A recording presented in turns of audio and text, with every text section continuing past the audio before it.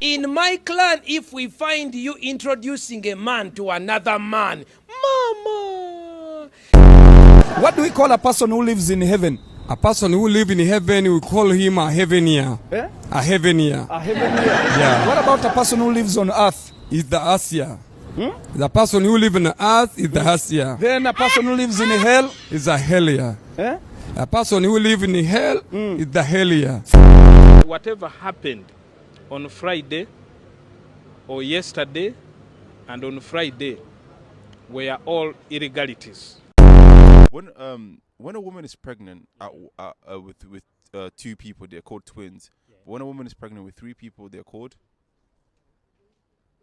Yeah, man. Twins. Bro, that one I will call it trash. Someone from Africa is called Black American.